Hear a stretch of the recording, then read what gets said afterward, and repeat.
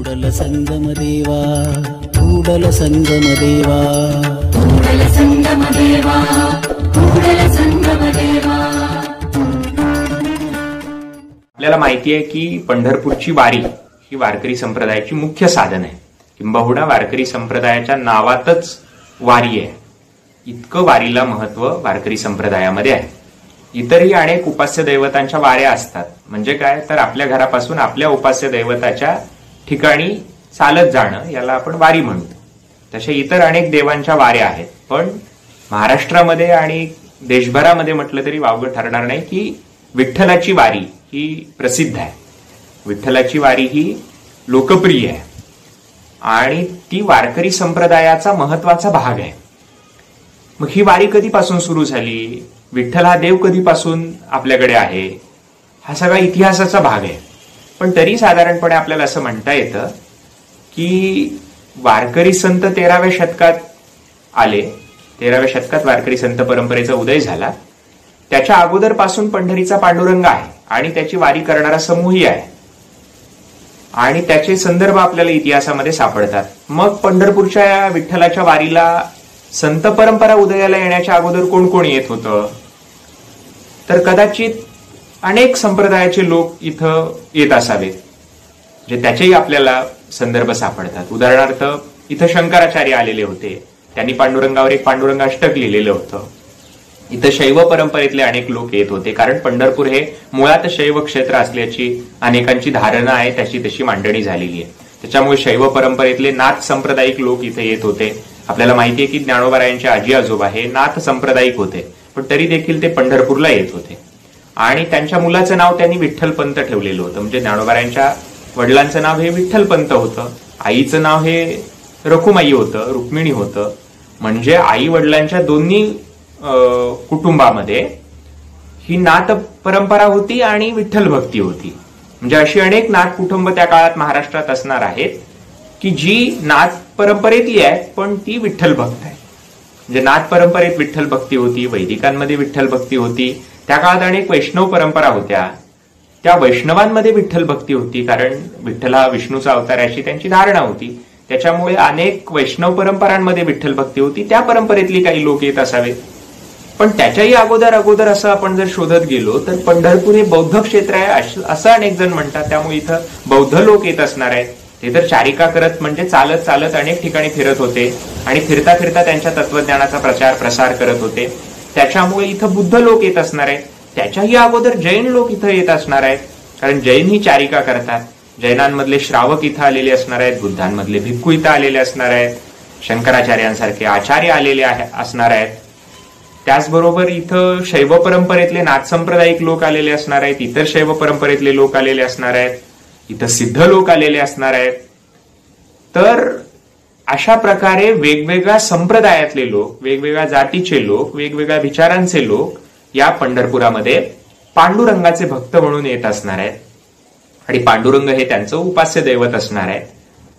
तर पांडुरंगाविषयी वेगवेगळ्या संकल्पना त्या काळात प्रचलित असणार आहेत। म्हणजे बुद्धांच्या दृष्टीने पांडुरंग वेगळा असणार आहे, जैनांच्या दृष्टीने वेगळा असणार आहे, ब्राह्मणांच्या दृष्टीने वेगळा असणार आहे, शैव परंपरेच्या दृष्टीने वेगळा असणार आहे, वैष्णव परंपरेच्या दृष्टीने वेगळा असणार आहे। म्हणजे ज्याची त्याची पांडुरंगाकडे बघण्याची दृष्टी वेगळी असणार आहे। वारकरी संतांनी 13व्या शतकात विठ्ठलाकडे बघण्याची एक जी नवी दृष्टी दिली, त्याचा परिणाम संपूर्ण महाराष्ट्र आणि शेजारच्या राज्यांवर झाला आणि वारकरी संप्रदायाचं उपास्य दैवत पांडुरंग आहे आणि पांडुरंग आणि वारकरी हे एकमेकांपासून वेगळं करता येणार नाही, इतका पांडुरंग हा वारकऱ्यांचा बनला। नंतरच्या काळातही आणि आधीही अनेक वारकरी सोडून जे लोक होते तेही विठ्ठल भक्त होते। म्हणजे वारकरी होण्यासाठी केवळ विठ्ठल भक्त असणं पुरेसं नाहीये, विठ्ठल भक्तीच्या पलीकडे जाऊन विठ्ठलाचं संतांनी जे स्वरूप सांगितलेलं आहे, विठ्ठलाची संतांनी जी उपासना सांगितलेली आहे, त्या उपासनेला आणि त्या स्वरूपाला प्रमाण मानणारे जे लोक आहेत त्यांना आपण वारकरी असं म्हणतो। जे वारकऱ्यांची व्याख्याच ज्ञानोबारायांनी केलेली आहे, काया वाचा म्हणे सर्वस्वे उदारू, जे काया वाचा आणि मन याने जो उदार आहे तो वारकरी आहे। म्हणजे वारकरी केवळ विठ्ठल भक्त असतो असं नाही, जे विठ्ठल भक्त तर तो असतोच, पण विठ्ठल भक्त असण्याबरोबरच तो सदाचारी असतो, तो नीतीनं वागणारा असतो, तो वारकरी असतो. म्हणजे वारकरी होण्यासाठी केवळ विठ्ठल भक्त असणं पुरेसं नाही. अनेक विठ्ठल भक्त हे वारकरी आहे, म्हणजे बहुतांश विठ्ठल भक्त हे वारकरी आहे, हे खरं आहे. पण प्रत्येक विठ्ठल भक्त हा वारकरी नाही.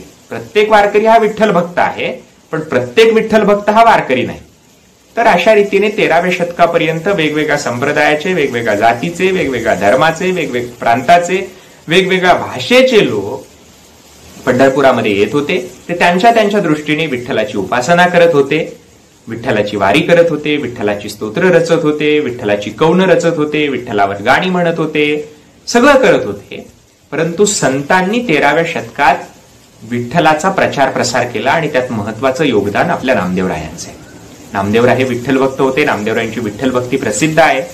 आणि नामदेवरायांनी काय केलं मग? नामदेवरायांनी विठ्ठलाचं स्वरूप सगळ्यांना समजावून सांगितलं. विठ्ठलाचं स्वरूप म्हणजे काय? देवाचं स्वरूप त्यांनी सगळ्यांना समजावून सांगितलं.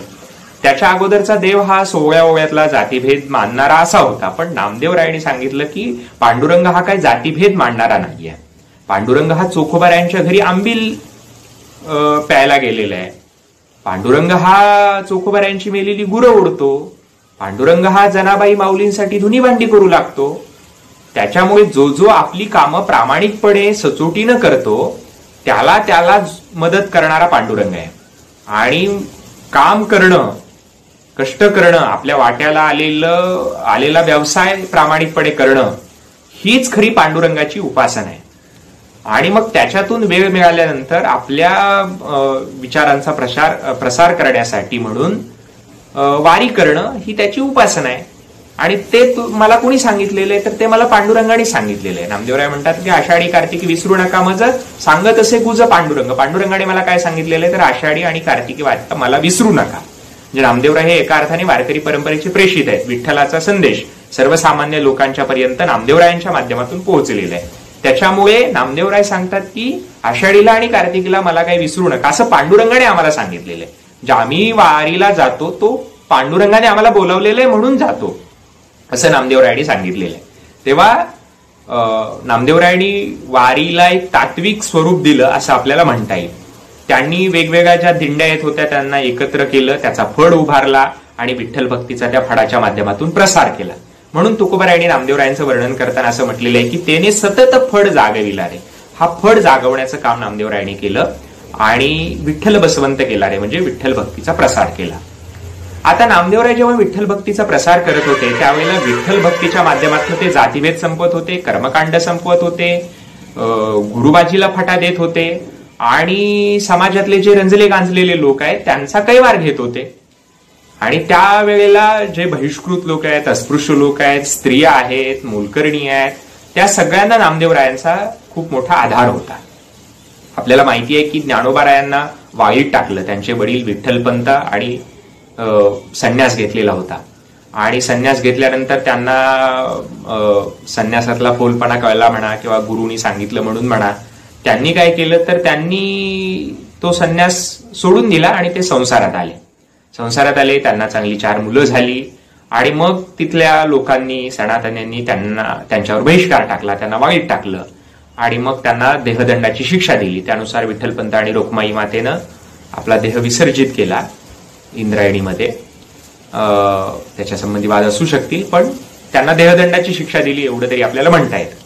आणि त्याच्यानंतर या 4 भावंडांना कुणाचे आधार नव्हता. ही मंडळी सगळीकडे फिरत होती, लोकांना तत्वज्ञान सांगत होती, त्यांच्या कडून लोक प्रभावित होत होते. पण त्याच वेळेला त्यांना अनेक सनातनी लोक छळत होते. विशेषतः धर्ममार्तंड, धर्ममुखंड जे होते ते माऊलींना छळत होते, त्यांच्या भावंडांना छळत होते. आणि अशा रंजल्या गांजल्या लोकांचा कैवार घेणं हे नामदेवरायांचं कामच होतं. त्यामुळे ते त्यांना भेटायला गेले आणि भेटायला गेल्यानंतर सोपान काकांनी असं म्हटलेलं आहे की नामदेवराया तुम्ही आला तर तुम्ही हे रंजल्या गांजल्या लोकांचे कैवारी आहात, रंजल्या गांजल्याचा समाचार घेणारे आहात, त्यांना दुखलं खुपलं बघणारे आहात आणि त्यांना प्रेम देणारे आहात. तर याच्यावरून आपल्याला असं दिसतं की नामदेवराय अशा रंजल्या गांजल्या लोकांना सोबत घेऊन त्यांना विठ्ठलाचा विचार सांगत होते, विठ्ठलाचा संदेश सांगत होते, विठ्ठल भक्तीचा प्रसार करत होते, वारीचा प्रसार करत होते, वारीची उपासना लोकांना शिकवत होते, फळ उभारत होते. आणि त्याला ज्ञानोबारायांनी खूप मोठं तात्विक बळ दिलं. कारण ज्ञानोबारायांची आणि नामदेवरायांची जेव्हा भेट झाली तेव्हा त्यानंतर ज्ञानोबारायांनी एक महत्वाचं काम जर कुठलं केलं असेल तर त्यांनी ज्ञानेश्वरी लिहिलेली होती. आता ज्ञानेश्वरी म्हणजे काय आहे तर गीतेवरचं मराठीतलं भाष्य आहे. ज्ञानोबारायांच्या अगोदर संपूर्ण भारतामध्ये गीतेवरती लोकभाषेत भाष्य कुणीही लिहिलेलं नाहीये. सगळ्या आचार्यांनी जी भाष्य लिहिली ती संस्कृतमध्ये लिहिलेली होती आणि संस्कृतमधली भाष्य ही सर्वसामान्य लोकांना कळत नव्हती. पण माऊली असे एकमेव आहेत की ज्यांनी लोकभाषेमध्ये पहिल्यांदा गीतेवरचं भाष्य लिहिलं. मग गीतेवरचं भाष्य आणि विठ्ठल कसा जोडणार आपण? तर गीतेवरचं भाष्य म्हणजे काय तर कृष्णाने गीता सांगितली आणि त्याच्यावर माऊलींनी भाष्य लिहिलं. ज्या कृष्णाने गीता सांगितली तोच कृष्ण गोकुळाहून पंढरपुरामध्ये आला अशी वारकऱ्यांची श्रद्धा होती आणि वारकरीयेतर समाजाची तीच श्रद्धा होती. त्याच्यामुळे जेणे गीता उपदेशिली तीही विटेवरी माऊली असं तुकोबारायांनी म्हटलेले. त्याच्यामुळे ज्याने गीतेचा उपदेश केला तोच श्रीकृष्ण हा पंढरपुरामध्ये आलेला आहे आणि तोच विटेवर उभा आहे अशी लोकांची श्रद्धा आहे, अशी संतांची धारणा आहे, अशी समाजाची श्रद्धा आहे. त्याच्यामुळे गीता हा वारकऱ्यांचा ग्रंथ बनला आणि गीता ही संस्कृतमध्ये असल्यामुळे ती समजत नव्हती म्हणून गीतेवरचं मराठीतलं भाष्य असलेली ज्ञानेश्वरी हाही वारकऱ्यांना अमान्य असण्याचं काही कारण नव्हतं. पण मुख्यत्वे वारकरी संप्रदायाचा जो प्रचार आणि प्रसार झाला तो इतर संतांनी लिहिलेल्या अभंगांच्या मधून झाला. ज्ञानोबाराय, नामदेवराय, कबीर, तुकोबाराय यांसारख्या संतांनी जे अभंग लिहिले, एकनाथराय यासारख्या संतांनी जे अभंग लिहिले त्या अभंगातून विठ्ठल भक्तीचा प्रसार झालेला आहे. तर ज्ञानोबारायने अशा रीतीने कृष्ण भक्तीची एक परंपरा वारकरी संप्रदायाशी जोडली. म्हणजे नामदेवरायने विठ्ठल भक्ती, ज्ञानोबारायने कृष्ण भक्ती आणि कबीराने रामभक्ती. राम कृष्ण हरी हा वारकरी संप्रदायाचा मंत्र आहे. यातली रामभक्ती कुणी सांगितली तर ती आपल्याला कबीराने शिकवली. कबीरांचा राम हा निर्गुण आहे. म्हणजे राम, कृष्ण आणि हरी, रामाची भक्ती कबीरांनी, कृष्णाची भक्ती ज्ञानोबारायांनी आणि विठ्ठलाची भक्ती म्हणजे हरीची भक्ती ही नामदेवरायांनी. तर असा रामकृष्ण हरी या वारकरी संप्रदायाचा मंत्र होता. तो मंत्र म्हणत म्हणत म्हणत भजन करत संतांचे अभंग म्हणत आपल्या गावापासून पंढरपुरापर्यंत समूहाने चालत चालत जाणं याला वारी म्हणतात. वारकरी संप्रदायाची वारी ही अशा पद्धतीची आहे. हा झाला वारीचा भौतिक भाग. म्हणजे वारीला आपल्या गावापासून पंढरपुरापर्यंत समूहाने चालत जाणं. चालत जाताना एक विणेकरी असतो, एक पताकावाला असतो, म्हणजे अनेक पताकेवाले असू शकतात, अनेक विणेकरी असू शकतात, अनेक टाळकरी असतात, महिला असतात, त्यांनी डोक्यावर तुळशी घेतलेली असते. तर असा हा समूह पंढरपूरला वेगवेगळ्या गावांमधून वेगवेगळ्या राज्यांमधून जात असतो. तर हा झाला वारीचा भौतिक भाग किंवा वारीचा थोडक्यात इतिहास. वारीचा तात्विक भाग काय आहे? वारी कशा करता करायची? वारी म्हणजे केवळ तीर्थयात्रा नाही. बाकीच्या तीर्थात आणि वारीत खूप मोठा फरक आहे. बाकीच्या तीर्थाच्या ठिकाणी तुम्ही कशा करता जाता तर पाप नष्ट करण्याकरता जाता, पापक्षालन करण्याकरता जाता. म्हणजे तीर्थाच्या ठिकाणी एक पाणी असतं आणि त्या पाण्यात तुम्ही डुबकी मारली की तुमचं पाप नष्ट होतं असं सांगितलं जातं आणि त्याच्यानुसार मग तिथं जायचं, पाण्यात डुबकी मारायची आणि पाप नष्ट करायचं. पण तुकोबाराय म्हणतात की सुसर आणि इतर सगळे प्राणी पाण्यातच राहतात, मग त्यांनाही मोक्ष मिळाला असता, त्यांचंही पाप नष्ट झालं असतं. मग केवळ काय धुविले कातडे, तुकोबाराय प्रश्न करतात की केवळ कातडं धुवून काय उपयोग? त्यामुळे हे कातडे धुणारं हे तीर्थक्षेत्र काही संतांना मान्य नाही. केवळ कातडं धुणं हे संतांना मंजूर नाही. मग त्याच्या पलीकडे काय धुतलं पाहिजे तर खरं म्हणजे मनातले वासना विकार धुतले पाहिजे. हा वारीचा खरा भाग आहे. म्हणजे इतर तीर्थाच्या ठिकाणी जाऊन पाप नष्ट होईल कदाचित, पण वारीत काय होतं तर वारीत पाप करण्याची वासनाच नष्ट होते. इतर तीर्थाच्या ठिकाणी पाप नष्ट होतं आणि पंढरपुरात पाप करण्याची वासनाच नष्ट होते. इतर तीर्थाच्या ठिकाणी फक्त आजपर्यंत केलेलं पाप नष्ट होईल, पण पंढरपुरामध्ये आल्यानंतर इथून पुढे पाप करायला माणूस प्रवृत्तच होणार नाही. हा इतर तीर्थांच्या मध्ये आणि पंढरपुराच्या मध्ये असलेला फरक आहे. हा वारीत आणि इतर तीर्थ क्षेत्रांमध्ये असलेला फरक आहे. इथं पाप करण्याची वासनाच नष्ट होते. ती कशी नष्ट होते तर तुकोबाराय सांगतात, उठा उठी जाय अभिमान, सांगा ऐसे स्थळ कोण, ते या पंढरीस घडे, खळा पाझर रोकडे. खळ असलेला दुष्टबुद्धी असलेल्या माणसाला रोकडं पाझर पंढरपुरामध्ये फुटतात आणि त्याचा सगळा अभिमान निघून जातो. उठा उठी जाय अभिमान, सांगा ऐसे स्थळ कोण. उठा उठी सहजपणे इथं अभिमान निघून जातो. मग तो अभिमान संपत्तीचा असू द्या, तो अभिमान जातीचा असू द्या, तो अभिमान आपण पुरुष असल्याचा असू द्या, कुठलाही अभिमान असू द्या, ज्ञानाचा असू द्या, हे सगळा अभिमान सहजपणे पंढरपुरामध्ये निघून जातो. आणि पंढरपुरामध्ये अशा प्रकारचा अभिमान निघून गेल्यामुळे पाप करायची प्रवृत्तीच नष्ट होते आणि त्याच्यामुळे माणूस पाप करत नाही. पाप नष्ट तर होतच, पण पाप करायची प्रवृत्ती सुद्धा पंढरपुरामध्ये नष्ट होते. म्हणून तुकोबाराय म्हणतात, सुखासाठी करशी तळमळ तरी पंढरीच जा रे एक वेळ. जर तुला सुख पाहिजे असेल तर काय करा, तर तू पंढरीला जा. म्हणजे माऊलींनी जे विश्वात्मक देवाकडे म्हणजे पांडुरंगाकडे जे पसायदान मागितलं, त्या पसायदानामध्ये त्यांनी असं म्हटलेलं की जे खळांची व्यंकटी सांड, खळांची व्यंकटी सांडो म्हणजे खळांची म्हणजे दुष्टांची वाकडी बुद्धी नष्ट हो. ती दुष्टबुद्धी कुठे नष्ट होईल, तर पंढरपुरात नष्ट होईल. म्हणून नामदेवराय विचारतात, ऐसे तीर्थ कोणी दाखवा निर्मळ जेते नासे मग दुष्टबुद्धी. असं तीर्थ मला दाखवा की ज्या तीर्थाच्या ठिकाणी दुष्टबुद्धी नष्ट होईल. ते कुठलंही तीर्थक्षेत्र, तर फक्त पंढरी आहे असं संतांचं म्हणणं आहे. मग असं काय पंढरीत नेमकं आहे की ज्याच्यामुळे अभिमान निघून जातो, ज्याच्यामुळे खळाला पाझर फुटतात, ज्याच्यामुळे लोकांची दुष्टबुद्धी नष्ट होते, पाप करण्याची वासना नष्ट होते, वासना विकार धुतले जातात. असं पंढरीत नेमकं काय आहे, तर तुकोबाराय सांगतात, वर्ण अभिमान विसरल्या याती एकमेका लोटांगण जाती रे. इथं लोक एकमेकांच्या पाया पडतात, त्यांचं जात वर्ण काही बघत नाहीत, कुठलाही भेद मानत नाहीत. त्याच्यामुळे पंढरीमध्ये हे घडतं. आणि हे जर पंढरीत येऊनही घडत नसेल तर ती वारी होत नाही, ती तीर्थयात्रा होते. वारीत आणि तीर्थयात्रेत फरक आहे. तीर्थयात्रेमध्ये फक्त पाप नष्ट होईल, परंतु पाप करण्याची वासना नष्ट होणार नाही. वारीत पाप करण्याची वासना नष्ट होते. त्याच्यामुळे जर वारीत येऊनही, पंढरपुरात येऊनही तुमचा जातीचा, संपत्तीचा, ज्ञानाचा, विद्वत्तेचा अभिमान जात नसेल तर ती वारी नाही, ती तीर्थयात्रा होईल. त्यामुळे तुमचं पाप नष्ट होईल, पण पाप करण्याची वासना नष्ट होणार नाही. त्यामुळे वारी ही एका बाजूने चित्तशुद्धीची प्रक्रिया आहे आणि दुसऱ्या बाजूने ती समाज शुद्धीची प्रक्रिया आहे. संतांनी सांगितलं की वारीमध्ये आल्यानंतर तुमचं वाईट विचार नष्ट झाले पाहिजेत, त्याचबरोबर समाजातले जे दुष्ट लोक आहेत त्यांचा दुष्ट विचार संपला पाहिजे. म्हणजे एका बाजूने स्वतःचं मन साफ करायचंय आणि स्वतःचं मन साफ करता करता समाजातल्या ज्या काही अनिष्ट प्रथा, परंपरा आहेत, समाजातल्या ज्या चुकीच्या विकृत गोष्टी आहेत, त्या सगळ्या संपायला पाहिजेत. हा खरा वारीचा हेतू आहे. हा वारीचा तात्विक भाग संतांनी सांगितलेला आहे. म्हणजे एका बाजूने पंढरपूरला चालत जाणं ही जी काही लोकभावना आहे, त्या लोकभावनेचा आदर करून त्या लोकभावनेला नववळण लावण्यामध्ये संत यशस्वी झालेले आहेत. ही वारी म्हणजे वारकरी संप्रदायाची वारी नामदेवरायांपासून ते अगदी अलीकडच्या काळापर्यंत चालत आलेली आहे. आता याच्यात एक मोठा बदल हा नारायण महाराज देहूकरांनी केला. नारायण महाराज देहूकर म्हणजे तुकोबारायांचे चिरंजीव.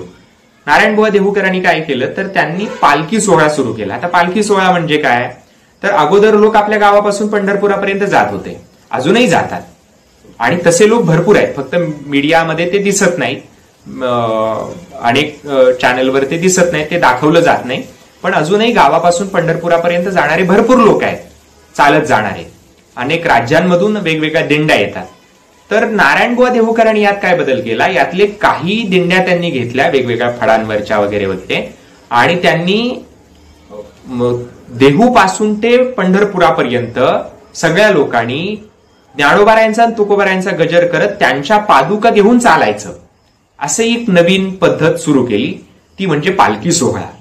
मग तुकोबारायांचा पालखी सोहळा, ज्ञानोबारायांचा पालखी सोहळा पुढे हैबतबाबांनी स्वतंत्रपणे सुरू केला. इतरही संतांचे पालखी सोहळे हळूहळू सुरू झाले आणि मग अनेक पालखी सोहळे आज पंढरपूरला जातात. पण वारीतल्या संतांचे पालखी सोहळे आणि वारकरीतर म्हणजे वारकरी सोडून अन्य संतांचेही पालखी सोहळे पंढरपूरला जातात. जे वारकरी नसलेले जे संत आहेत रामदास स्वामींसारखे, त्यांच्याही पालख्या पंढरपूरला येतात. अजून इतरही अनेक संतांच्या पालख्या, जे संत नाही म्हणता येतात पण अनेक आध्यात्मिक धार्मिक सत्पुरुषांच्या पालख्या, दिंड्या, इतर संप्रदायाच्या दिंड्या, इतर संप्रदायाचे लोक हे अजूनही पंढरपूरला येतात. संतांच्या अगोदरपासून येत होते, संतांच्या काळात येत होते आणि अजूनही येतात. परंतु वारकऱ्यांच्या दिंड्या आणि वारकऱ्यांच्या पालख्या हेच वारीचं मुख्य भाग आहे असं आपल्याला म्हणता येतं. तर अशा रीतीने पालखी सोहळ्यानंतरच्या काळात त्याला जोड दिली गेली आणि पालखी सोहळा सुरू झाला. त्यानंतर ज्ञानोबारायांचा स्वतंत्र पालखी सोहळा सुरू झाला आणि वारी पालखी आणि फळ या 3 संघटनात्मक बांधणीतून वारकरी संप्रदायाने वारीच्या माध्यमातून समाजाचं जागरण केलेलं आहे. खरं म्हणजे हे खूप महत्वाचं काम होतं. आपल्याला माहित असेल की महाराष्ट्रामध्ये असा सार्वजनिक उत्सव नाही. वारी सोडून कोणता सार्वजनिक उत्सव अलीकडच्या काळापर्यंत आपल्याकडे होता? कुठलाच नव्हता.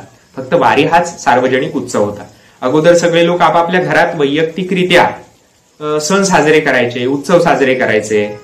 परंतु सगळ्या महाराष्ट्रभरातून लोक एका ठिकाणी येऊन हा उत्सव साजरा करणं ही जी काही कल्पना आहे ती फक्त आपल्याला वारीत सापडते.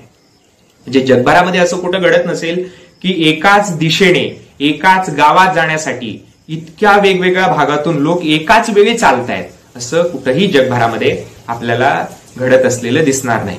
आणि त्यात स्वतःची स्वयंशिस्त आहे. तिथे कुणी प्रमुख नाहीये, त्यांना कुणी नेता नाहीये, त्यांना कुणी हे सगळं हँडल करणारा किंवा याच्यावर सगळं नियंत्रण ठेवणारी अशी कुठली व्यवस्था नाहीये. तरी देखील शांतपणे शिस्तीत आपलं आपलं भजन म्हणत, आपला अभंग म्हणत इतके लाखो लोक वेगवेगळ्या भागातून वेगवेगळ्या राज्यातून पंढरपूरला जातात. हे खरं खूप म्हणजे महत्वाचं वैशिष्ट्य आहे महाराष्ट्राचं, महाराष्ट्राच्या संस्कृतीचं.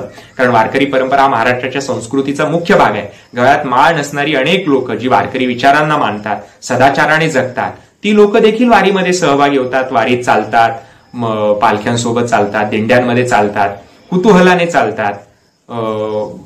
तिथं काही जाऊन नवस करायचा नसतो. इतर तीर्थात जाऊन जसं आपण नवस करतो तसं काही तिथं नवस नाहीये. म्हणजे इतर संप्रदायाचे लोक कदाचित करत असतील पांडुरंगाला नवस, जसं त्या माऊली माऊली पिक्चरमध्ये, म्हणजे कुठला तो अलीकडे आलेला लय भारी, तर त्या लय भारीमध्ये दाखवलेलं आहे. पण तसं काही वारकरी संप्रदायामध्ये नवसाला तशी मान्यता नाहीये. म्हणजे नवस तिथं काही मागण्यासाठी वारकरी जात नाहीत. वारकऱ्यांनाही पांडुरंगाकडून प्रेम सोडून बाकी काही नकोय आणि पांडुरंगालाही वारकऱ्याकडून प्रेम सोडून बाकी काही नकोय. म्हणजे इतर देवाला जसं सोन्या चांदीने मडवावं लागतं, यज्ञ करावे लागतात, आरत्या, म्हणजे आरती नाही पण आरती पांडुरंगाची आहे, पण सोन्या चांदीने मडवावं लागतं, यज्ञ करावे लागतात, आणखी काय काय गोष्टी कराव्या लागतात, कर्मकांड वगैरे वगैरे. तसं पांडुरंगाला काहीही करण्याची गरज नाही. फक्त प्रेम पांडुरंगाला आपल्याकडून हवाय. आणि पांडुरंगाकडून आपल्याला काय हवंय? तर पांडुरंगाकडनं आपल्याला प्रेमच हवाय. प्रेम सोडून त्याच्याकडून बाकी काहीही नको. तुकोबराय म्हणतात, तू का म्हणे तुझी न लगे दसोडी परी आहे आवडी दर्शनाची. दर्शनाची आम्हाला आवड आहे, तुझ्याकडून आम्हाला काही नको. पण काही लोकांना असं वाटतं की आपण देवाची भक्ती केल्यानंतर आपल्याला संसारात काहीतरी लाभ व्हावा, आपल्याला काहीतरी प्रमोशन मिळावं, नोकरी मिळावी, लग्न व्हावं, आणखी काही चांगल्या गोष्टी व्हाव्यात, म्हणून लोक देव धर्माच्या नादी लागलेले दिसतात. तर तसं संतांना मान्य नाही. संसारात चांगलं व्हावं, भौतिक लाभ मिळावेत याच्याकरता संत जात नाही. संतांना फक्त पांडुरंगाकडून प्रेम हवंय आणि पांडुरंगालाही संतांच्याकडून बाकी काही नकोय, फक्त प्रेम हवंय. त्यामुळे हा प्रेमाच्या देवाणघेवाणीचा व्यवहार म्हणजे वारी आहे असं आपल्याला म्हणता येतं. त्याच्यामुळे वारी ही महाराष्ट्राच्या संस्कृतीचा कणा आहे, महाराष्ट्राच्या संस्कृतीचा तो मुख्य प्रवाह आहे. आणि त्याच्यामुळेच महाराष्ट्रामध्ये वारी सोडून कुठलाही असा सार्वजनिक उत्सव नव्हता. पहिला सार्वजनिक उत्सव वारी शिवाय झाला तो म्हणजे गणेशोत्सव, आणि तो लोकमान्य टिळकांनी सुरू केला. त्यावेळेलाही राजाराम शास्त्री भागवत जे महाराष्ट्रातले मोठे विचारवंत होते त्यांनी असं सांगितलं होतं की तुम्ही असले काही उपद्व्याप करू नका. जे त्यांचे शब्द वेगळे असतील पण आशय हाच होता की तुम्ही काय असले उपद्व्याप करू नका. आपल्या महाराष्ट्रामध्ये जे पालखी सोहळ्यात, आपल्या महाराष्ट्रामध्ये जो वारीचा उत्सव आहे त्यालाच अधिकाधिक कसं लोकप्रिय करता येईल हे बघा. हे नवीन काही गणेशोत्सव वगैरे सुरू करू नका. पण टिळकांनी तो गणेशोत्सव सुरू केला कारण टिळकांचे अनुयायी, टिळकांचे फॉलोअर, टिळकांच्या चळवळीमध्ये सहभागी असलेली सगळी मंडळी हे सगळी पेशवाईची अभिमानी होती, पेशवाईचं पुनरुज्जीवन करू पाहणारी होती. आणि पेशव्यांचं दैवत गणपती होतं, त्यामुळे साहजिकच या लोकांचंही दैवत गणपती होतं. विठ्ठल भक्तीचा प्रसार तसा त्यांच्यामध्ये खूप कमी होता, वारकरी संप्रदायाचा प्रसार खूप कमी होता. त्याच्यामुळे हे लोक काय फार वारीला जात नव्हते. त्याच्यामुळे ते काय वारीच्या उत्सवामध्ये सहभागी होऊन या लोकांचं प्रबोधन करू शकणार नव्हते, कारण या लोकांचे प्रश्नही वेगळे होते. वारीमध्ये चालणारे लोक शेतकरी होते, अस्पृश्य होते, शेतमजूर होते, इतर सगळे छोटे मोठे व्यवसाय करणारे होते. आणि त्यांचे प्रश्न काय टिळकांच्या चळवळीमध्ये लोकांच्या समोर, इंग्रजांच्या समोर मांडले जात नव्हते. ते फक्त व्यापाऱ्यांचे आणि उच्चवर्णीयांचे, ब्राह्मणांचे वगैरे प्रश्न तिथं मांडले जायचे टिळकांच्या काळामध्ये. पुढं महात्मा गांधी आल्यानंतर त्याच्यामध्ये शेतकऱ्यांचे, कामगारांचे प्रश्न पुढे आले. अर्थात टिळकही काही वेळेला असे प्रश्न मांडत होते आणि त्यामुळे उच्चवर्णीय लोक त्यांना तेल्या तांबोळ्यांचे पुढारी काही वेळेला हिनवून म्हणत असत. पण तो भाग निराळा, तो काय आपल्या वारीचा विषय नाही. पण टिळकांचे जे सगळे लोक होते, अनुयायी लोक, फॉलोअर लोक, त्यांच्या चळवळीत सहभागी झालेले लोक, हे बहुतांश सगळे हे उच्च वर्णीयांच्या हितसंबंधाशी एकरूप असलेले होते. त्यामुळे ते शेतकरी, कामगार, अस्पृश्य, शेतमजूर, इतर छोटे मोठे व्यवसाय करणारे लोक, जे वारीतले महत्वाचे लोक होते, ते लोक आणि यांचा काही संबंध नव्हता. त्यामुळे वारीत जाऊन ह्या राष्ट्रीय चळवळीचं प्रबोधन करणं हे काय त्यांना शक्य नव्हतं. त्यांचा जो फॉलोअर गट होता त्या गटामध्ये जाऊन ते महत्व सांगू शकत होते राष्ट्रीय चळवळीचं किंवा इंग्रजांच्या विरोधात लढण्याचं किंवा आपल्या मागण्या सांगण्याचं. त्यामुळे त्यांनी त्यांच्या वृत्तीला अनुरूप असा त्यांचा जो देव होता गणपती, म्हणजे त्यांच्यामध्ये लोकप्रिय असलेला, तो इतरही लोकांमध्ये होता, विठ्ठलही त्यांच्यामध्ये होता, पण मुख्य देव त्यांचा तो गणपती होता आणि इकडचा पांडुरंग होता. त्याच्यामुळे त्यांनी गणपतीचा उत्सव करणं हे स्वाभाविक होतं. त्यांनी गणपतीचा सार्वजनिक उत्सव सुरू केला आणि इकडं वारकऱ्यांनी जो वारीचा उत्सव होता त्याच्यामध्ये ते काही आलेले नव्हते किंवा वारीमध्ये तितक्या प्रमाणात सहभाग नव्हते. अर्थात लोकमान्य टिळकांचे अनेक वारकरी नेत्यांशी चांगले संबंध होते, पण त्यांनी राजाराम शास्त्री भागवतांचा सल्ला मांडला नाही. त्यांनी सार्वजनिक गणेशोत्सव सुरू केला. अर्थात नंतरच्या काळात त्यातला जो काही वर्चस्वादी प्रवृत्ती होत्या ते सहन न झाल्यामुळं प्रबोधनकार ठाकरेंनी स्वतःचा स्वतंत्र असा सार्वजनिक नवरात्र महोत्सव सुरू केला आणि नवरात्र महोत्सवाची संकल्पना त्यांनी मांडली. म्हणजे 3 महाराष्ट्रात आतापर्यंत सार्वजनिक उत्सव चाललेले आहेत. एक म्हणजे वारीचा, दुसरा म्हणजे गणपतीचा आणि तिसरा म्हणजे नवरात्राचा. तर हे 3 उत्सव महाराष्ट्रामध्ये आहेत. तर राजाराम शास्त्री भागवतांनी त्यावेळेला सुचवलं होतं की वारी हा महाराष्ट्राचा मुख्य सांस्कृतिक प्रवाह आहे आणि तुळजाभवानीची उपासना करणारे लोक आहेत आणि त्यांच्यामुळे त्यासाठी नवरात्र उत्सव प्रबोधनकारांनी सुरू केला. त्यातही बहुजनवादी आशय त्यांनी ओतला. तेही एका अर्थाने वारकरी परंपरेचाच तुळजाभवानीच्या उपासनेच्या माध्यमातून केलेला विस्तार असं आपल्याला काहीतरी म्हणता येईल. पण वारीचा हा उत्सव हा इतक्या शतकानुशतकं टिकलेला आणि महाराष्ट्रामध्ये प्रचलित असलेला, इतरही भागात प्रचलित असलेला, आणि मुख्य म्हणजे संतांनी त्याच्यात काय बदल केला तर संतांनी त्याला एक तात्विक बळ दिलं आणि त्याला एक नवं चांगलं वळण लावलं आणि मग हळूहळू पालखी सोहळा सुरू झाला आणि आज हा वारीचा सोहळा हे जगभरातल्या लोकांचं लक्ष वेधून घेतोय. हे खूप महत्वाचं आहे आणि ते आपण समजून घ्यायला पाहिजे. महाराष्ट्राच्या वारीच्या परंपरेमध्ये आपण जायला पाहिजे, सगळ्यांनी सहभागी व्हायला पाहिजे, तो आनंद घ्यायला पाहिजे. तुकोबारायांनी म्हटलंच आहे, जर सुखासाठी तुम्ही तळमळ करत असाल तर तुम्हाला वारीशिवाय पर्याय नाही, पंढरपुराशिवाय तुम्हाला पर्याय नाही. संत साहित्याचे अभ्यासक आणि पत्रकार सचिनजी परब असं सांगतात की आमच्या पिढीनं घेतलेला शोध म्हणजे वारी आहे. म्हणजे आम्ही आमची जर मूळ शोधत गेलो, आमची नाळ ही चंद्रभागेच्या वाळवंटात पुरलेली आहे.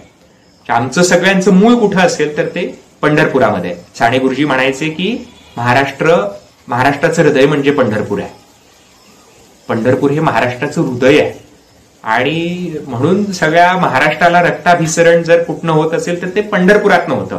हृदयातनं सगळं रक्ताभिसरण होत असतं ना, सर्क्युलेशन, ब्लड सर्क्युलेशन. तर तसं महाराष्ट्राला रक्त पोहोचवण्याचं, महाराष्ट्राला प्राण देण्याचं हे काम पंढरपूरनं केलेलं आहे. पंढरपूर हे महाराष्ट्राचा प्राण आहे.